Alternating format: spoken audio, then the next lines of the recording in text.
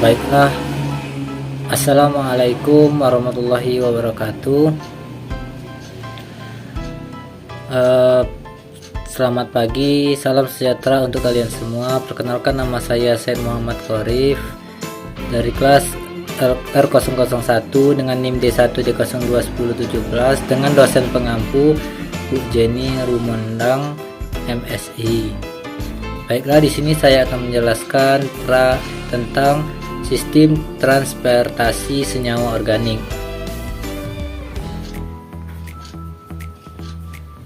Nah, di dalam sistem transportasi senyawa organik terdapat dua pengangkutan tanaman. Yang pertama itu ada transportasi kilem dan transportasi floem. Transportasi kilem ekilon wort atau kayu terdiri dari atas tabung berlignin yang mentranslokasikan air dan mineral nutrisi yang larut dari akar melalui aliran transpirasi ke daun. Transportasi floem ekspor fotoalisimilat dari daun ke bagian lain dari tanaman atau dari tempat dibentuk source sel-sel mesofil daun ke tempat konsumsi atau cadangan sings, akar, umbi atau area pertumbuhan. Kilem dan floem secara bersama-sama dengan sel-sel parenkim membentuk jaringan vaskuler atau berkas pembuluh. Bisa dilihat dari gambar di samping, di mana kilem itu jaringan dengan satu arah dan memiliki dinding sel yang tebal dan mengandung lignin. Sedangkan floem itu terdapat dua arah. Dinding sel memiliki dinding pembatas dan berpori. Perbedaan transportasi kilem dan floem. Perbedaan kilem dan floem: 1. Floem berlangsung melalui sel-sel hidup, sedangkan kilem berlangsung melalui sel-sel mati. Untuk tempat senyawanya organik, sedangkan kilem untuk transport air dan hara anorganik. Floem pergerakan dua arah, kilem pergerakan satu arah. Floem lambat atau laju aliran maksimum 1 menit atau jam. Kilem cepat atau laju aliran maksimum 15 menit atau jam.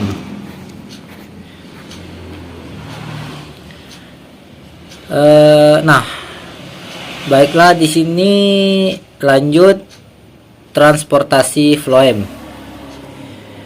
Senyawa organik yang diangkut dalam floem yaitu yang pertama adalah karbonhidrat, gula, reduksi, sukrosa, rafinosa 10-25%. Yang kedua yang mengandung nitrogen, asam amino, amida, ureida 0,03 sampai 0,4%. Yang ketiga ada zat pengatur tumbuhan, yang keempat ada nukleotida, yang kelima ada nutria anorganik, yang keenam ada pestisida sistemik.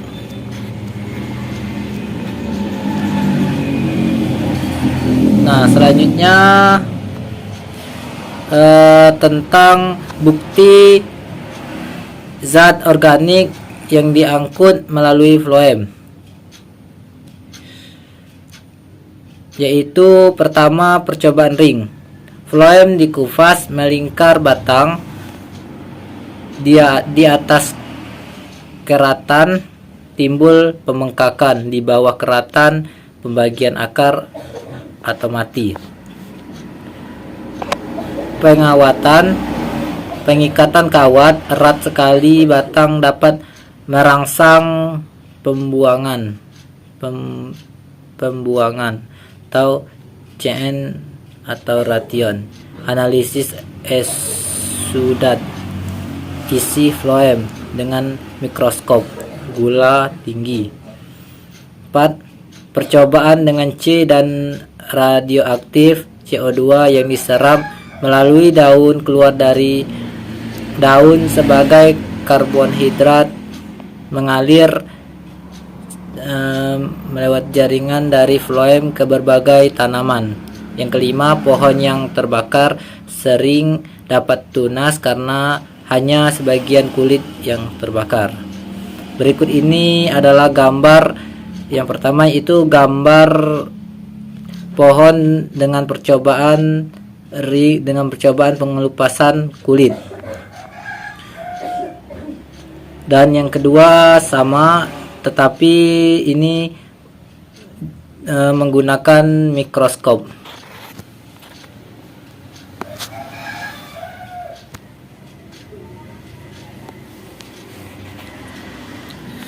Baiklah, selanjutnya tentang anatomi floem. Unsur lapisan anatomi floem terdiri dari unsur lapisan sheath elements, pembuluh tapis, sel-sel hidup yang kehilangan nukleus, ribosom, aparatus, badan Golgi, dan vakuola serta hanya mengandung sedikit mitochondria, vestit, dan beberapa retikum endoplasmik. Elemen saring berlubang dan berhubungan satu dengan yang lain oleh benang-benang protoplasma, merupakan jaringan terpenting dari floem dan tidak lama hidupnya.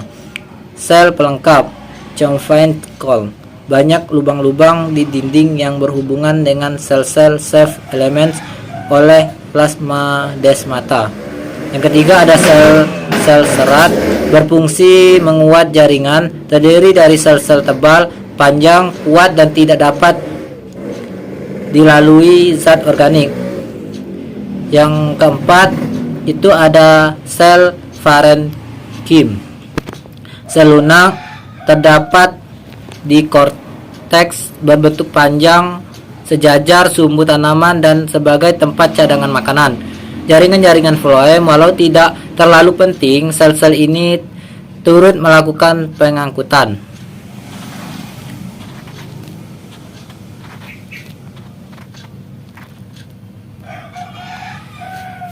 Nah, ini adalah gambaran anatomi floem, di mana terdapat kutikula, epidermis, korteks, skirenkim, floem, cambium, xilem, empulur.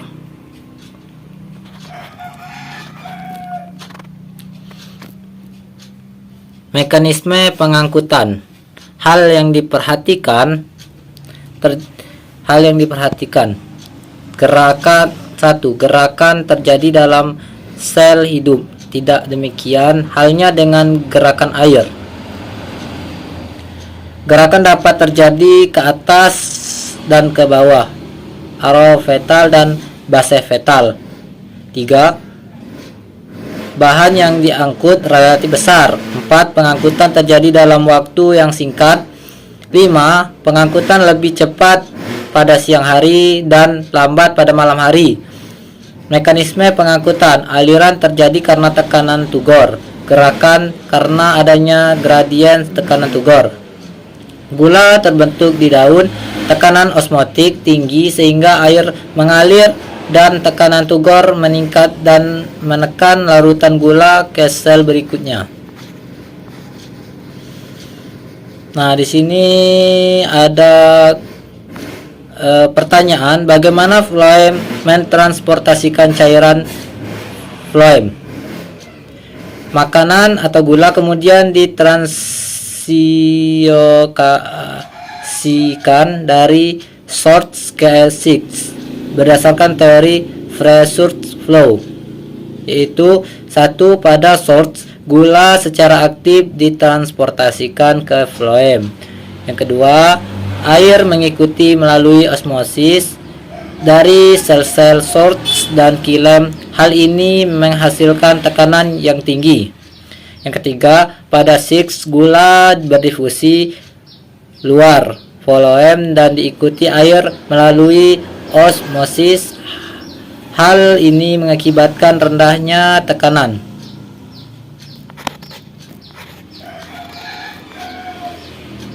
Larutan gula mengalir dari tekanan tinggi ke tekanan yang rendah. Keempat, air dalam kilem akan ditarik melalui aliran transpirasi. Nah, berikut ini adalah di sampingnya, yaitu adalah gambar dari teori Fresurt flow.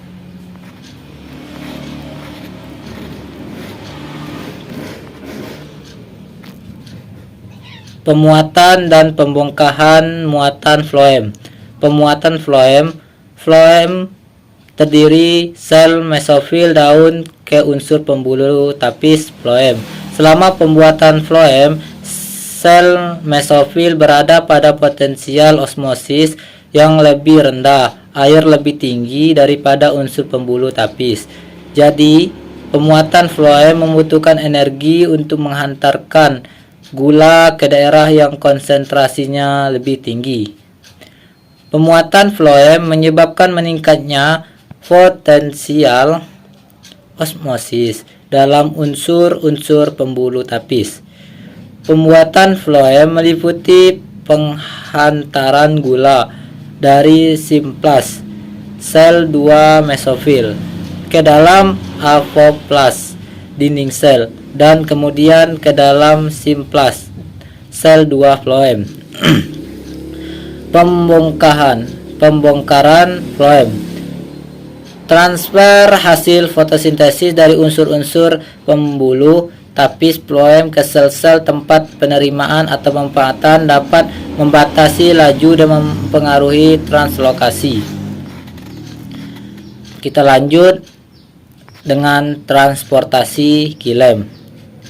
Nah, penyusun utama kilem adalah trakeit dan trakea sebagai saluran transport, dan penyokong kilem juga mempunyai seseklerenkim sebagai jaringan pengangkut, serta sel-sel parenkim yang hidup dan berfungsi dalam berbagai kegiatan metabolisme. Nah, adapun komponen pembentukan trakeit, yang pertama adalah trakea, trakeit, serat kilem, dan parenkim kilem. Bisa dilihat pada gambar letak trakeit, trakea, serat kilem, dan parenkim kilem. Baiklah, kita akan bahas satu-satu.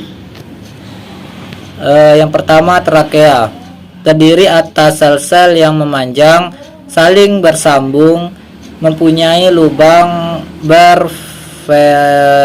berperforasi di ujung atas dan bawah, tidak mengandung protoplasma, memiliki dinding sel yang berlignin.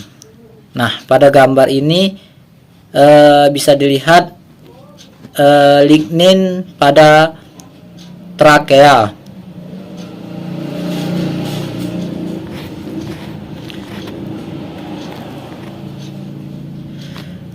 Kemudian kita masuk dengan trakeit.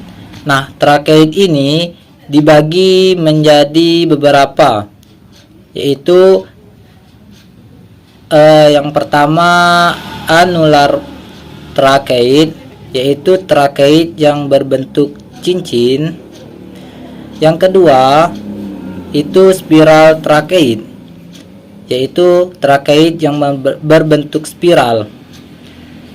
Yang ketiga ada scalariform trakeit, yaitu trakeit yang berbentuk tangga. Dan libriform trakeit adalah trakeit yang berbentuk jala, dan fitted trakeit adalah trakeit yang memiliki fit.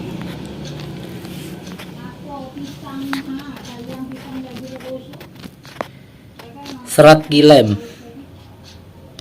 Yang keempat adalah serat kilem. Nah, yang terakhir adalah parenkim. Terdapat dua macam parenkim, yaitu parenkim kilem dan parenkim jari-jari empelur. Dinding kedua jenis parenkim dapat membentuk penebalan sekunder yang berlignin. Mekanisme pengangkutan air oleh kilem. Secara ekstravaskuler sudah berada dalam kilem. Pengangkutan ekstravaskuler adalah transportasi zat yang tidak melalui pembuluh angkut. Pada pengangkutan ini, air masuk ke silinder pusat stel tumbuhan dari epidermis. Setelah air berada dalam silinder pusat, air dapat bergerak bebas menjangkau jalur bagian tumbuhan. Nah, ini adalah gambar dari pengangkutan ekstravaskuler. Nah, terdapat dua jalur, yaitu jalur AVO+ dan jalur C+. Nah, jalur AVO+ itu melalui dinding sel, sedangkan jalur C+ melalui sitoplasma.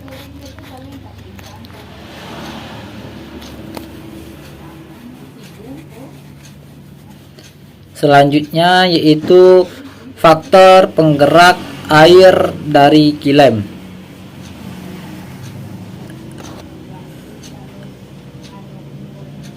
Yaitu 1. Transpirasi. Keluarnya air berupa gas dari stomata mengakibatkan sel pada kilem selalu lebih hipertonik daripada tanah yang basah, hipotonik, memicu pergerakan air dari akar ke batang dan daun. 2. Adanya kapilaritas. Kilem merupakan tabung berdiameter kecil sehingga punya daya kapilaritas. Daya kapilaritas terdiri gaya kohesi, gaya tarik molekul beda jenis, dan gaya adhesi, gaya tarik molekul sejenis. Saat air masuk dalam kilem, gaya kohesi antar molekul air satu dengan yang lain lebih kuat daripada gaya adhesi antara molekul air dengan sel kilem. Mungkin itu saja yang dapat saya sampaikan. Mohon maaf jika ada salah penyampaian kata ataupun perbuatan saya yang kurang berkenan. Terima kasih. Wassalamualaikum warahmatullahi wabarakatuh.